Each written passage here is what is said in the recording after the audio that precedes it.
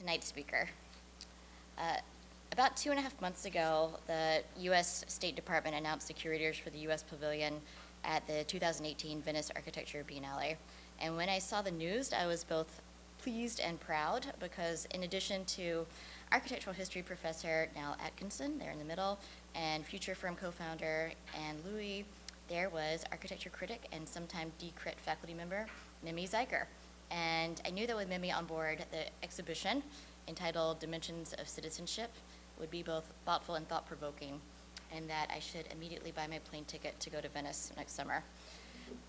Mimi has been on the faculty of our summer intensive program for several years, although I guess she'll be tied up next June, right, Mimi? And ran a great course called the Platform Project that asked students to think about the implications of different modes of publications and public speech. And in 2016, we took platform to the streets. Mimi's syllabus said, this class considers a platform both a means of production and a place to take a stand, and we will be using the debate format as a means to document, research, and critique developments along 57th Street. And then she somehow convinced students to get on their soapboxes, quite literally, in the little public triangle on 57th Street and passionately declaim a point of view about the future of the skyline and the fair use of public space. And there was an associated publication designed by Neil Donnelly, who I think just walked in the room. So we actually have copies of these out in the studio tonight if you'd like to pick one up and have a read and take it home with you. We're lucky to have Mimi in our orbit because she is what I would call a true public intellectual in a time when critical thinking and expressing oneself don't always go hand in hand. And as Mimi has said, digital media makes everyone a critic and a curator. Mimi's own work is situated at the intersection of architecture and media cultures, and she wears the multiple hats of writer, critic, editor, and curator. She has written for the New York Times, Domus, Architectural Review, Architect, where she's a contributing editor, and is an opinion columnist for Dezeen, and is now also writing for Metropolis. Mimi is the 2015 recipient of the Bradford Williams Medal for excellence in writing about landscape architecture. And architects may know her long-running zine, Loud Paper, which grew out of her thesis project at Zeiger. She has also authored the Tiny Houses series with Rizzoli, and may have started a movement through that. She has curated, contributed to, and collaborated on projects that have been shown at the Art Institute of Chicago, the 2012 Venice Architecture Biennale, the New Museum, Storefront for Art and Architecture, pinkcomma Gallery, and the AA School. And tonight, I think she's going to be talking about a few select exhibitions. She co-curated Now There Scenes from the Post Geographic City for the Biennale in Shenzhen in 2015, and she curated the exhibition Tu Casa e Mi Casa, which is now on view at the LA Forum. And I hope she's also going to give us a sneak peek of what's in store for Venice. So please join me in welcoming to the department, Mimi Zeiger.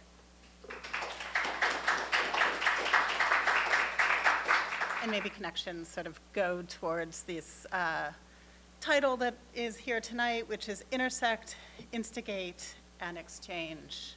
I'm really excited to be with you guys tonight and share with you a few curatorial projects that I've been working on, as Molly alluded to. So really grateful for Molly to invite me here to share this work and for the continued support of SVA and the Design Research and Criticism program over the years, because it's through this program that Neil and I have been able to work together, and I'll show that project somewhere down the line here.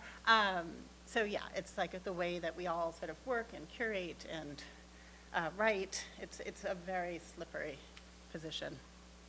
So if I'm going to title it Intersect, Instigate, and Exchange, I also could title it A Strange and Slippery Journey Across Criticism, Publishing, and Exhibitions. See, I'm excited, but I'm also nervous. Since people often think of me as a journalist and critic, not necessarily as a curator, even though I've been making exhibitions and programming for as long as I've been as I've been writing. Many of these curatorial projects deliberately intersect with criticism and publishing, and as such, suggest or even mirror expanded identities and practices within contemporary criticism. Or Or I could also name this title, or this talk, Across Collaborations, Disciplines, Cities, and Borders. And to that end, I've titled this talk Intersect, Instigate, Exchange. I promise that's the last time I'll say those three together, as a notation, a reminder to myself of the kinds of methodologies and values that underpin my work, the need for diverse representation of all kinds, including interdisciplinarity, my desire to provoke a little bit, to take some risks through the work, and also not to shy away from political topics, and ultimately to foster collaboration. Now, this point is important as I sort of begin to present, because none of the projects I'm showing tonight are wholly my authorship. Each project is the result of a rich collaborative process, and frankly, collaboration is a relief. As a writer, I work alone, and you guys probably, as you slave in your desks at night, or sort of feel very alone when you're writing. Curation, for me, offers a welcome opportunity to work with friends and colleagues. To that end, I'm going to start with an older project, but perhaps one of my favorites and one that speaks directly to this intersection of criticism, curation, and publishing. And that's familiar to a couple of the folks here in the room. It's the New City Reader, and it's the classified section. So this project was started in 2011. Joseph Grima and Kazis Farnellis were doing a project called the New City Reader, which was part of a larger exhibition called The Last Newspaper at the New Museum. They reached out to a group I was involved in called Leagues and Legions, or LGN, which we considered ourselves then a think tank on architecture and publishing. And they wanted us to edit one of the sections of the New City Reader, which was published, it was one edition which was published over the course of the project. A new section was produced weekly. So Alan was actually the managing editor of this project. Neil was the designer. So I feel a little nervous even sort of presenting it back to them, because they put in the hours on it. I was only there a week. They were there like all 9 weeks. Is that, seemed something like that, probably 12. But every week there was a different guest editor. And so there was a group of us. Here we are in the museum. I hope this doesn't bring up PTSD. And we are, we're here sort of beginning the editorial process. This could have been on a Monday or a Tuesday. It was coming out, I think, over the weekend as Linko was able to get the prints ready. We were offered all sorts of things, all sorts of sections to do, but we took the classified section. The classified section appealed to us because Leagues and Legions had formed on Twitter, and like the classified section, we were used to producing short, aggregated content. We were also interested in investigating using the tools of the social web, tweets, hashtags, Google Docs, @signs, handles, to produce content. If I'm not naming the collaborators here, and some of them are here in this picture and in the last, it's because we decided as a group to not go by our names, but to go by our Twitter handles. It was an idea to sort of reinforce this idea of a collective authorship. In using the tools of the social web, we created a Google Doc, and we started to collect some personal information. The bulk of the classified's content was generated via this Google spreadsheet, and we were asking people to give us personal information, and we were sort of up into the kind of the details of like dating histories and sort of zip codes and things like that in exchange for a free classified. The idea was to make a visual map of longing and loss in New York City. So we had it online, and we were sort of promoting through the reader and on Twitter people to fill out this form. We also had exhibition at pinkcomma Gallery, another set of collaborators, where we showed the exhibition Newsstand, here it is, which showed a bunch of these sort of lightweight newspaper-like publications, including one that we created for the sole purpose of collecting data. The call for getting a classified read, if personal information replaces cash in a networked economy, then how much are you willing to exchange for a new city reader classified? Leagues and Legions sets out to map longing, desire, guilt, and regret in the city, as well as the city's losses and desires through the classified section. Answer a few personal questions and we'll publish your wants and needs, lost and founds, misconnections, and notices. And among the things that you could sort of set out a classified ad were for sale, lost and found, seeking relationships, or misconnections. The classified section also included an advice column, horoscopes, and comics, plus a back page that mirrored, and here's the classified section, that mirrored the back of the Village Voice, but used information pulled from Craigslist. Again, sort of blurring the different formats of the classified into one analog publication. These were all things that were sort of quickly evaporating from urban life and replaced by online equivalents.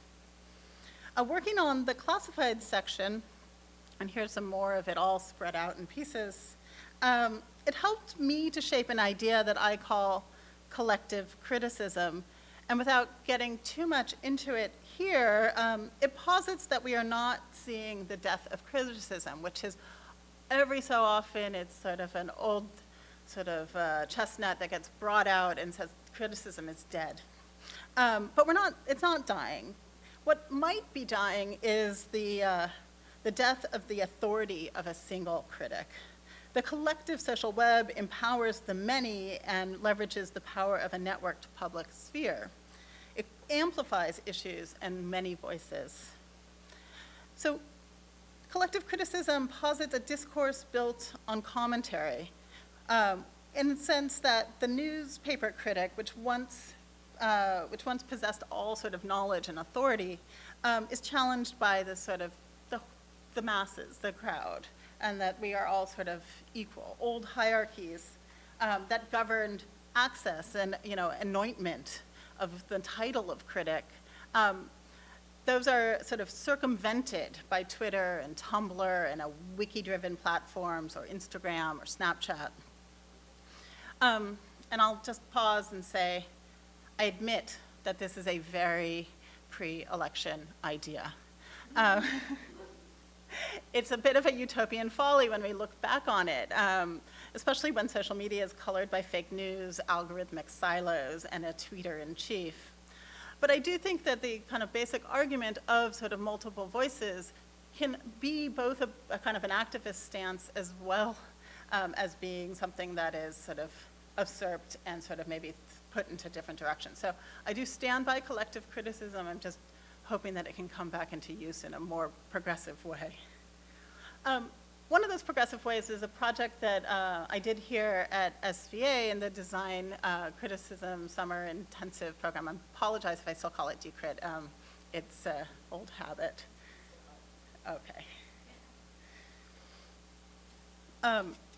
So this one was produced by probably 5 sets of summer intensive students, and Neil, who sort of came and guided us through the design process and the sort of conceptualization of what format it was going to take at any given time. It was collaboratively produced.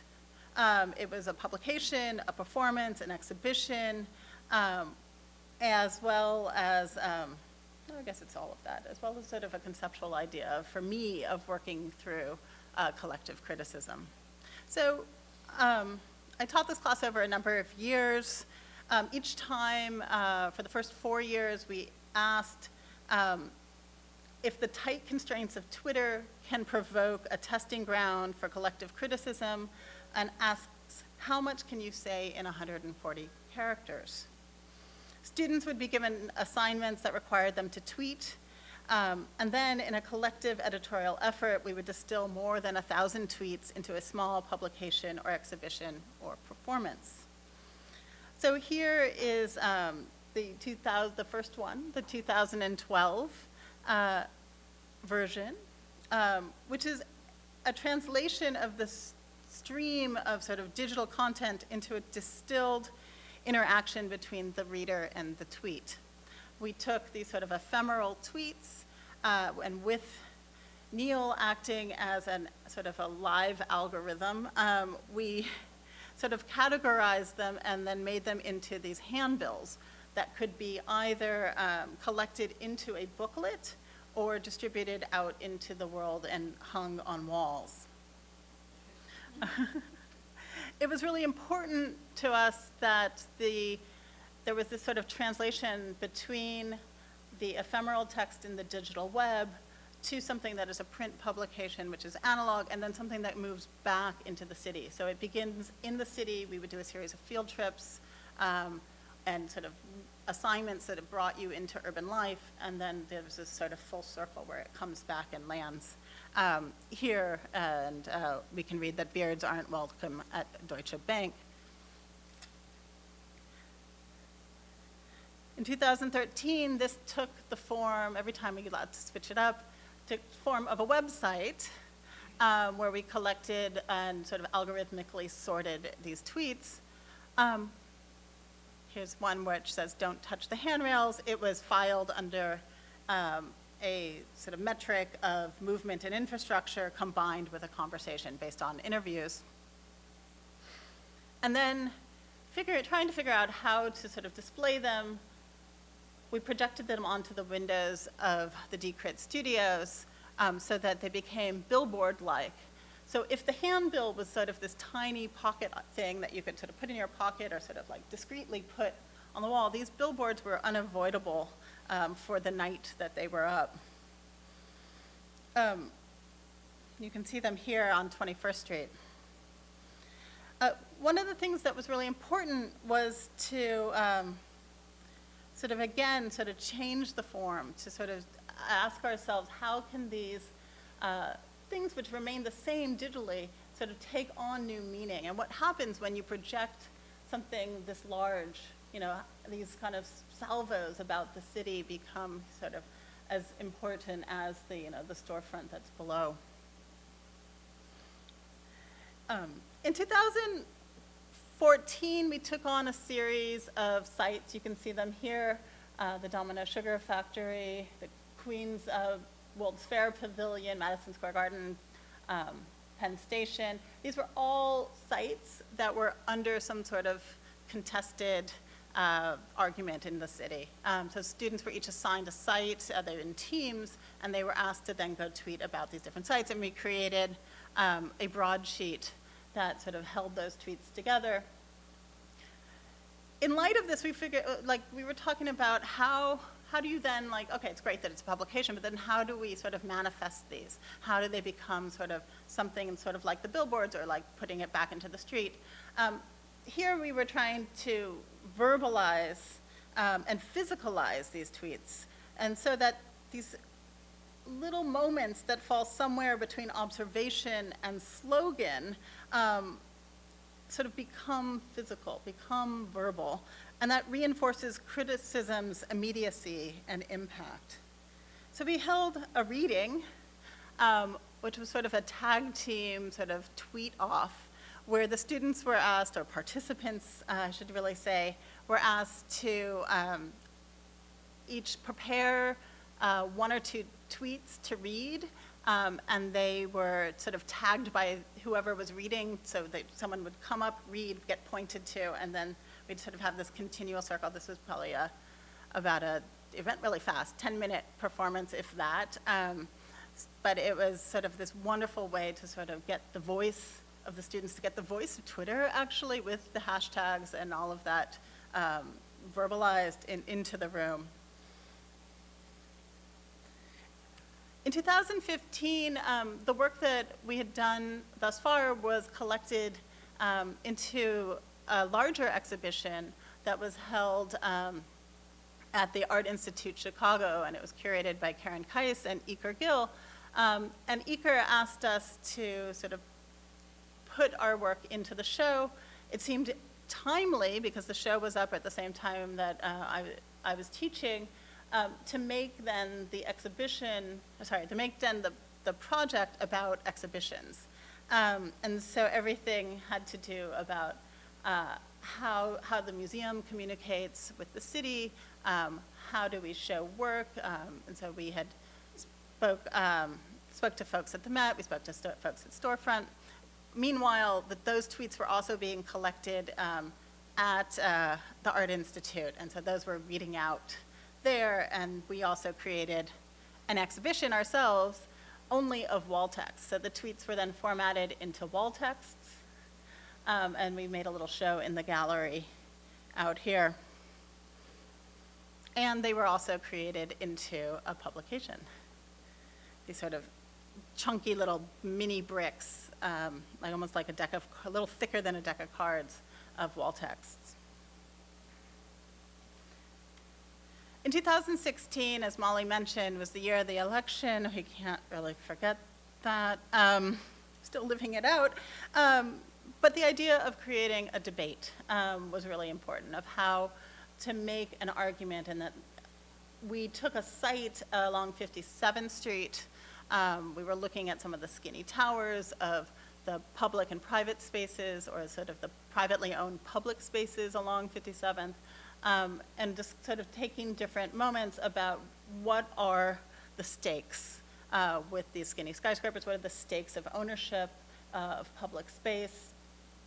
All of these things led to, as Molly was mentioning, this debate that happened here in front of a Trump building here just off of 57th Street. What was really exciting about this was, I think, of a group of, I think there was 15 or 16 students, only one student didn't want to do this. And so Neil took the idea, we developed all these words, and Neil took that to make these placards so that we could sort of protest. We had to research sort of what kind of signposts or holding, what you could use to protest in public space. And we really did sort of act like a group of protesters there. Little did we know what was going to happen, a few months later. So this would have been in June. Yeah, it feels different now, but I think it was really important to get it out there and sort of have these students, which came a real international group, sort of experience sort of the ownership of public space themselves by their presence. In contrast to that is this work. Oh, here's another gun. They really got into it. Molly can share the video. I don't want to show the whole thing now, but it really makes me proud. And here's the publication. So the idea of being in the street, of protesting, of physicalizing sort of what you're doing, is really sort of different than this exhibition, which is now there, Scenes from the Post Geographic City, which I co-curated with Tim Durfee. Jennifer Ryder was the graphic designer on it, and Art Center Media Design Practices, where I am adjunct faculty, supported the project. It was shown at Art Center in the Wind Tunnel Gallery, and also at the Bi-City Biennial of Urbanism and Architecture in Shenzhen.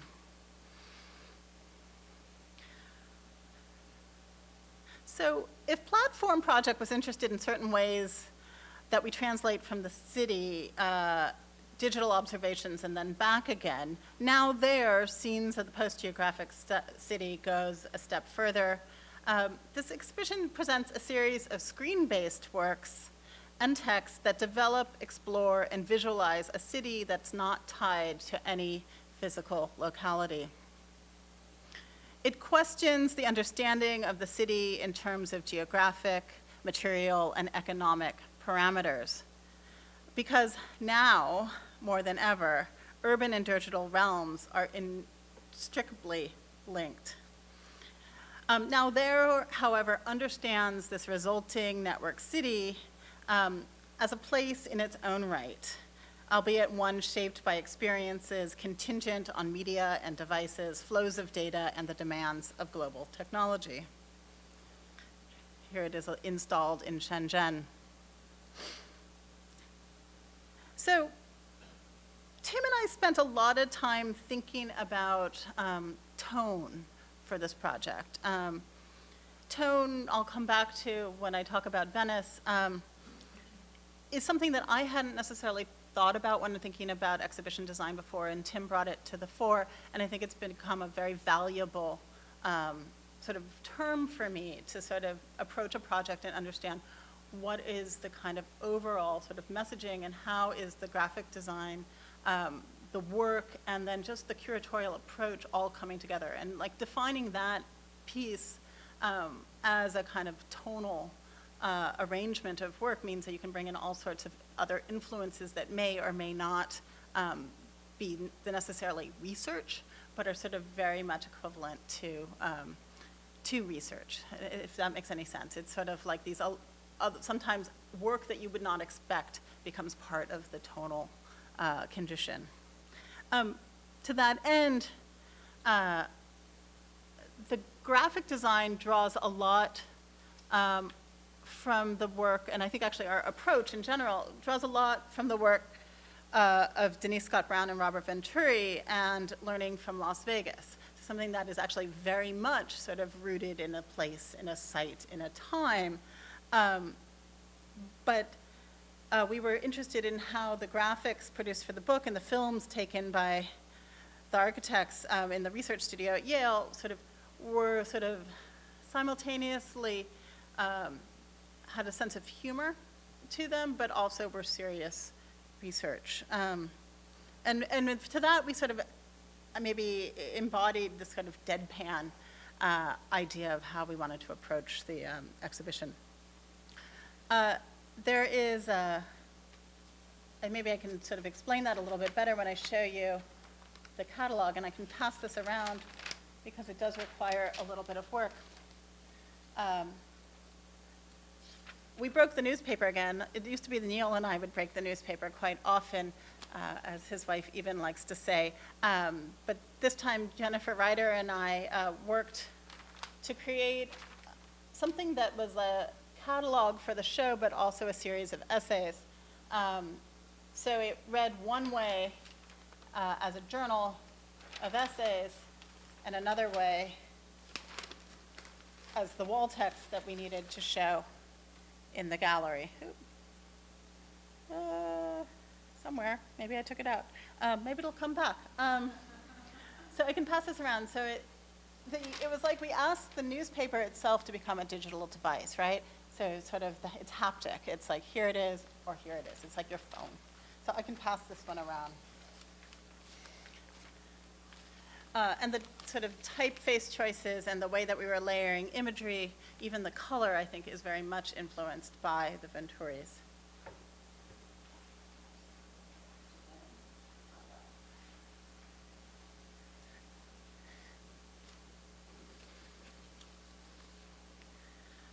Tone was really important because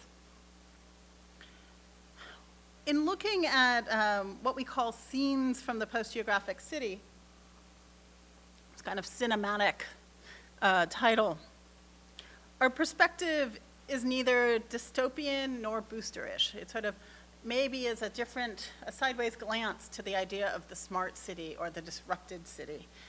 We weren't interested in sci-fi moralizing either, or video game nihilism.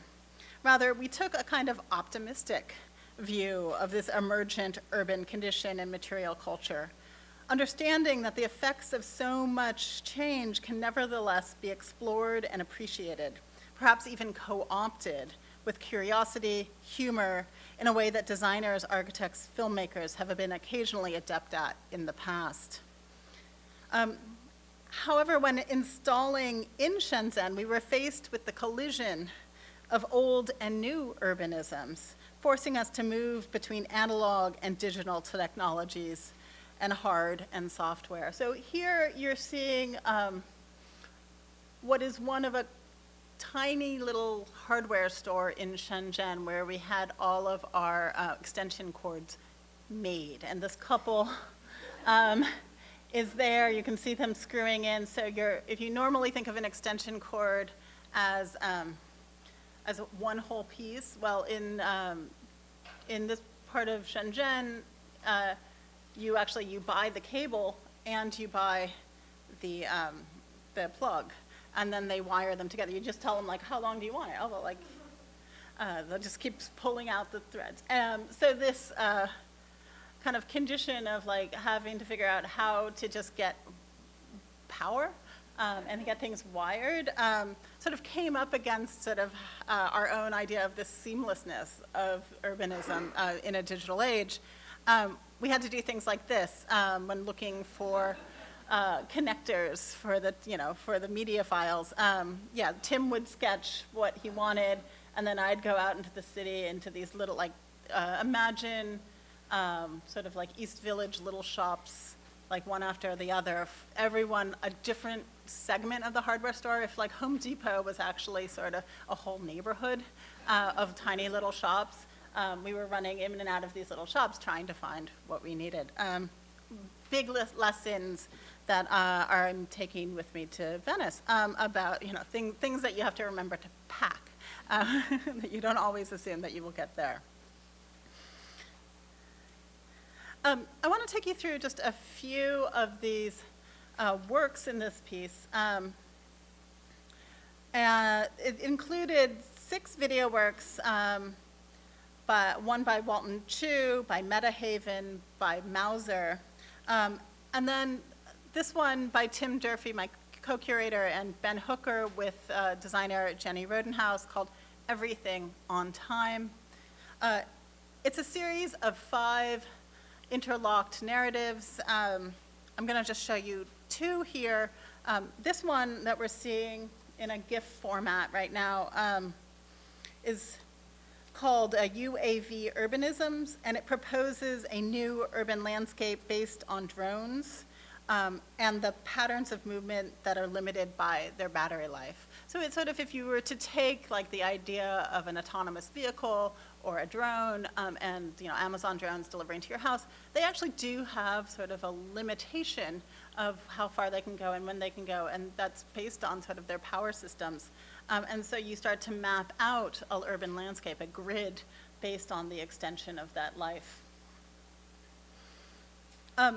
This piece here, that is also by Tim, Ben, and Jenny, is called The Logistical Baroque. And it suggests that the algorithm is the hallmark of our era.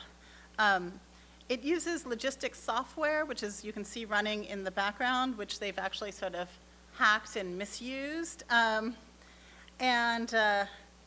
they've taken this kind of software that underpins Uber and Amazon and uses it to represent a new kind of transactional architecture and design.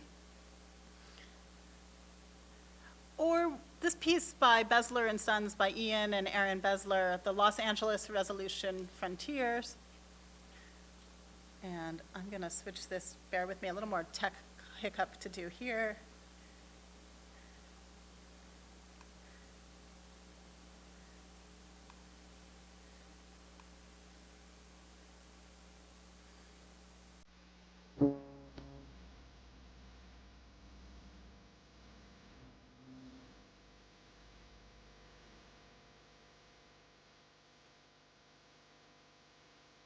To do this in my best, like, voiceover. We are following the edge of the digital model's resolution. So this is the frontier of the Google model in Los Angeles. It's at the frontier at which algorithmic geomodeling ends and the handmade digital model remains. So you can see the difference between what has been sort of algorithmically extracted, the ones that look melted, and the ones that are sort of more carefully modeled. Okay. Which way you can follow along, right?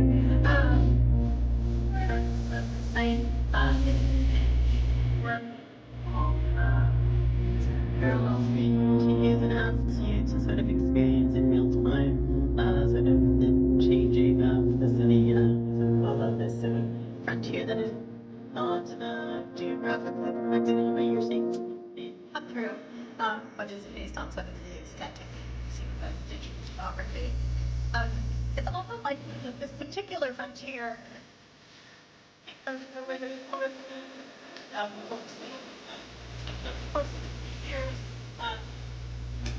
have been scanning all over, really, and so they really eliminate E or a candy population, so that there's no longer this.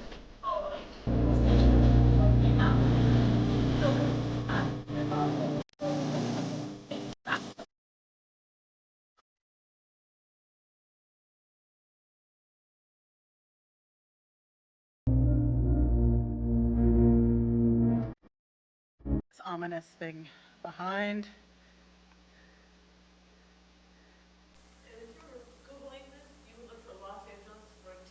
Yeah, or and I would go to Besler and Sons as to start. You can do that.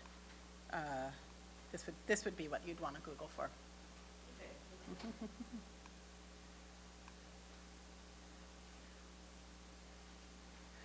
And then we also showed Architecture and the Unspeakable by John Zott, who I don't know who's come, he's friends of the program, but I don't know if he's come and lectured lately. And this one also has a little bit of a video to it.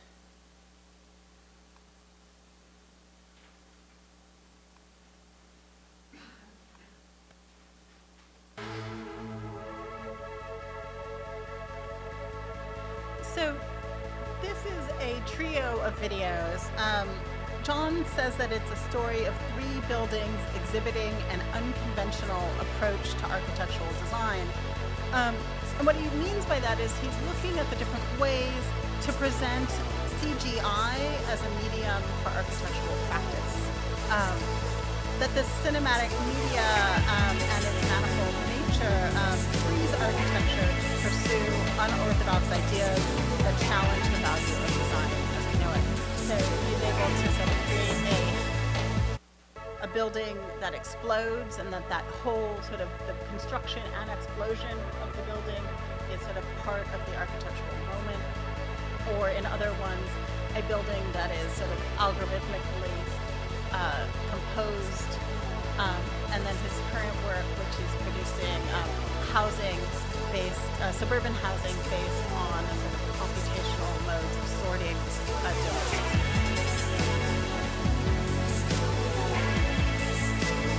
I think for the work that's going on for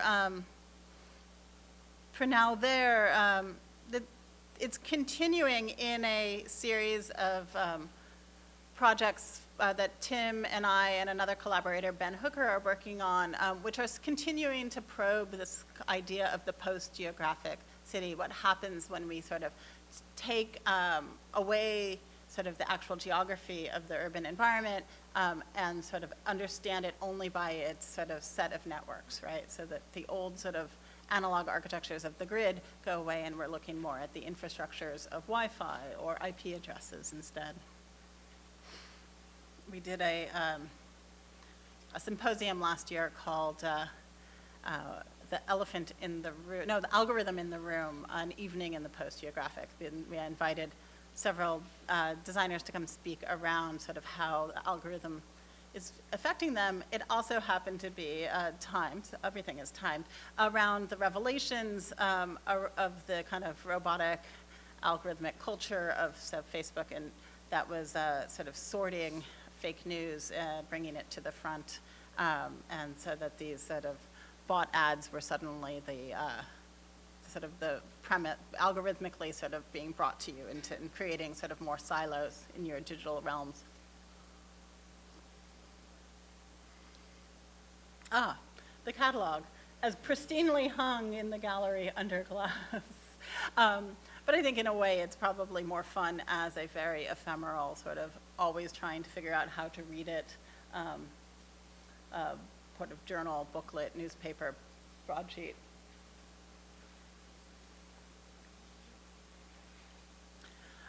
This most recent exhibition is currently on view at the Neutra VDL House in Los Angeles, called Tu Casa es Mi Casa. And it was curated with Mario Ballesteros, Andrea Dietz, and Sarah Lorenzen. So I keep asking you to bear with me, please do. Tu Casa es mi casa is a bit mathy. It's a collaboration between 3 organizations: the Los Angeles Forum for Architecture and Urban Design, of which I was a member, Archivo in Mexico City, which is a exhibition space and collection of the architect Fernando Romero, and the Neutra VDL Studio and Residence, which is the former home and office of the architect Richard Neutra, a mid-century modernist. So we've got 2 modernist houses, 4 curators, 3 writers, 3 design teams, and 1 photographer for this project. And here you can sort of see everybody sort of sprawled out here in a sort of a deconstructed view out of the window of the Neutra VDL house. It's Los Angeles. We got palm trees.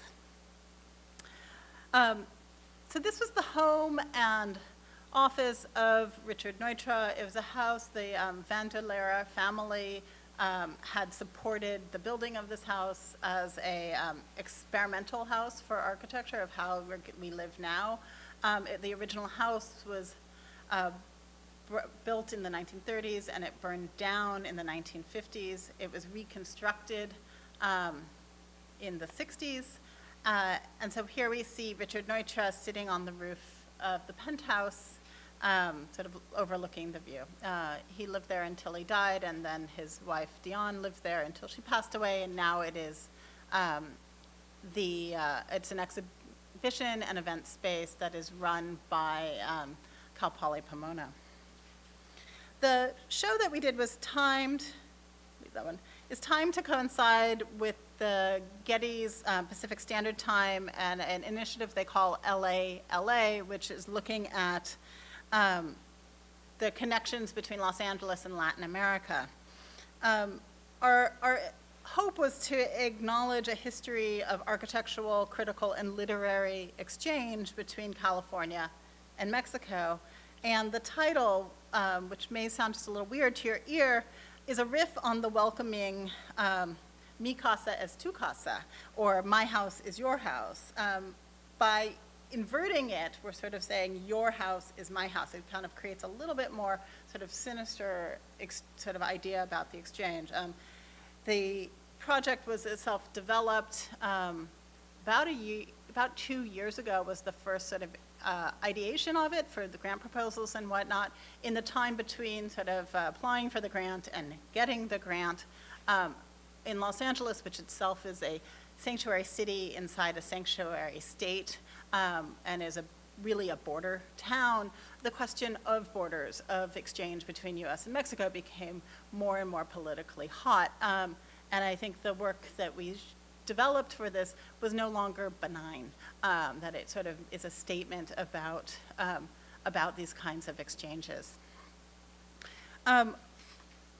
We asked 3 California-based writers, Eris Dinigian, Katja Televic, and David Ulin, to write a letter, right? Like this sort of act of the letter as a point of exchange, as sort of the welcoming gesture, to each of the Mexico City teams, which were Frida Escobedo, Pedro Iwana, and Tezontle, who responded with a site-specific installation at the house. So they were invited to come visit the house and respond to both the letter and the conditions in the house. Tu Casa es mi casa grapples with questions about architectural space, mass production, and domesticity within the legacy of modernism. And both Mexico City and Los Angeles absorbed those initial precepts of the international movement and adapted them into their own sort of social, political, environmental contexts. So if Mexico City sort of was using modernism in relationship to sort of identity, right, a new Mexican identity, in California it was more about lifestyle. It was about this sort of porous indoor, outdoor, mid-century modern ideas. We wanted to take designers whose work is material, conceptual, and political, something that we found lacking in the LA design scene, where those kinds of Venn diagrams rarely happen. So our show is kind of a counter position to the silos that happen in design, especially in academic circles. So I'm going to just quickly breeze through these. We asked Frida Escobedo to partner with David Ulin, a writer whose work on urbanism street sidewalking is his most recent novel, and he routinely writes book reviews for the LA Times.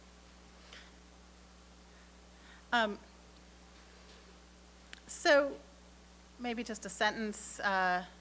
We had in the exhibition the authors reading their work as part of a sound piece, so it just got used to sort of hearing what it sounds like, but David writes, "It's a Monday night, cold here in Nevada, and I'm lonesome and away from home, or no, not lonesome, but alone."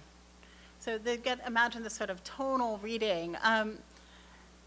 David's sort of work is sort of self-referential. It's about alienation. And Frida took that up with a piece that she calls "If We Want to Continue," which is a meditation on smoke and mirrors. The installation takes its title from a book published in German by Richard Neutra that she found in the library of the house. It was singed by the fire, and it translates to survival through design.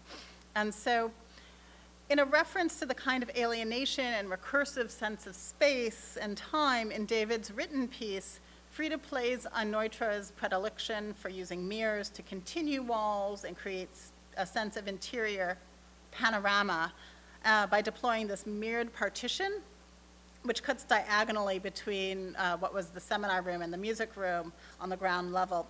It happens to be the only diagonal wall in the entire house, and it frustrates the modernist view through the space, but offers this sort of recursive reflection of the house back onto itself. What you're seeing there in this beautiful picture by Adam Wiseman is a little table. On the table is a little book.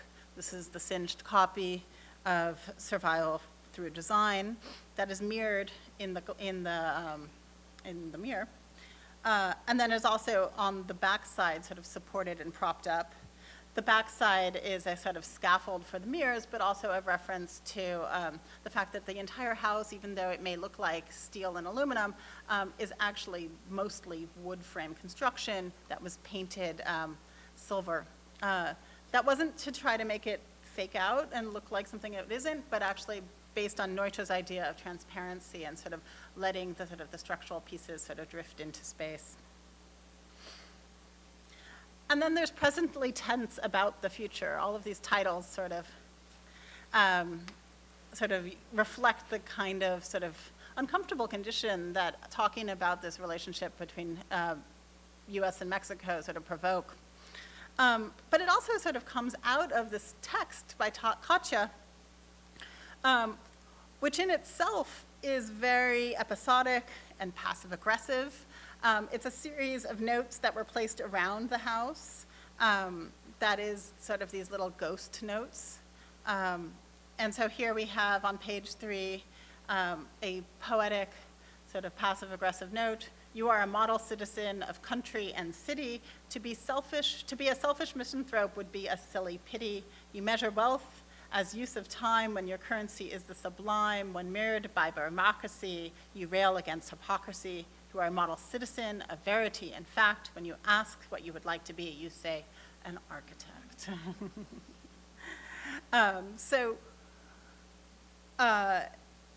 Pedro Iwanna's work is a series of aluminum foil, yes, aluminum foil, very deliberately aluminum foil, which I even asked them, like, do you really want to do aluminum foil? Like, aluminum foil always looks like aluminum foil. But they really wanted this idea of an industrial material that is also domestic. And to change it up, they imprinted it with a series of rubbings of the kinds of patterns that are found throughout Mexico City of different modernist buildings. So we're translating one sort of set of modernisms into another set of modernisms. In addition to that, the Katja's text talks about sort of baking, and there's a sense of like things, like a haunted domesticity. So the house was filled with the scent of baking cookies, and also a sound piece. So her works were then sort of put into these objects that are sort of around. So you can see like the radio, that little green object is a radio that was on an FM receiver that was broadcasting out the Katya sort of asked an actor friend to read the pieces. And so you have this sort of authoritarian voice sort of reading out these notes. And you can see the way that the aluminum foil sort of is a reference to the kind of mirrors and reflectivity of modernism, but actually kind of messes with it and almost cheapens the spaces. Here's one of the phones being listened to. And then Eris Janigian's and Tezontle's piece is called Rise and Fall. Eris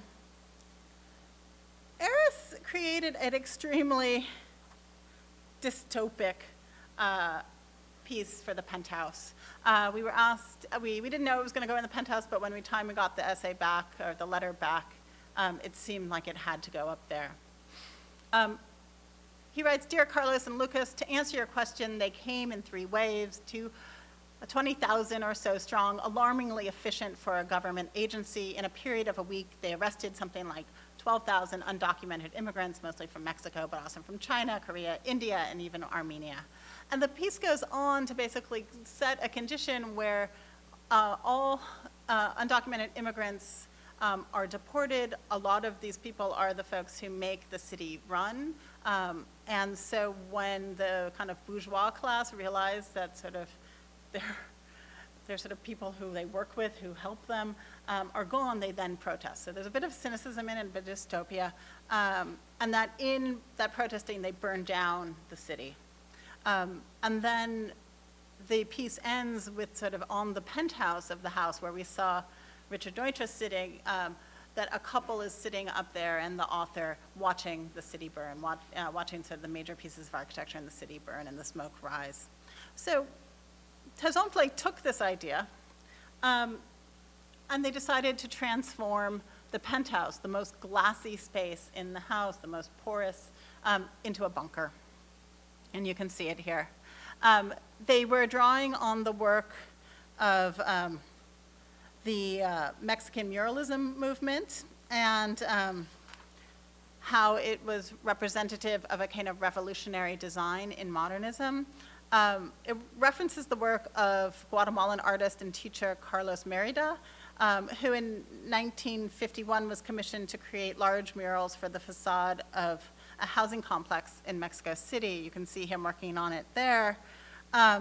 But in 1985, when the great earthquake of Mexico City happened, or the previous great earthquake of Mexico City, it destroyed the housing complex along with the murals. Some of the murals were collected together into a monument, but most of them were sort of destroyed.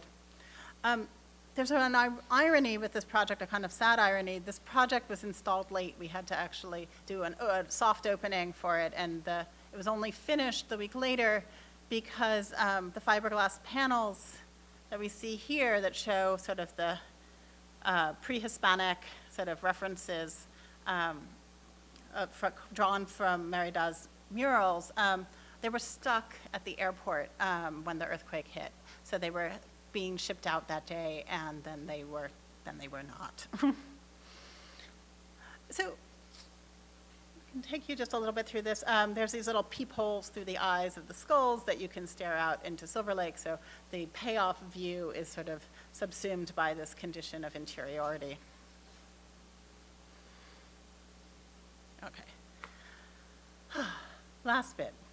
I think there's strange connections between all of these different things, especially as they begin to sort of influence this current project, which is Dimensions of Citizenship, which is the 2018 US Pavilion for the Venice Architecture Biennale. And maybe as I talk about it, you can see sort of where these connections of thinking about a geography as something more than a nation state start to emerge, or thinking about what is the sort of politics of a border, even sort of changing how we sort of work between mediums. and sort of make these exchanges and sort of question what architectural representation are, all sort of come out in sort of our expectations for this project. And at this point, they really are all expectations, because it's all in process. So I'm going to blind you here with a GIF that is designed by Project Projects. This is the graphic identity for Dimensions of Citizenship.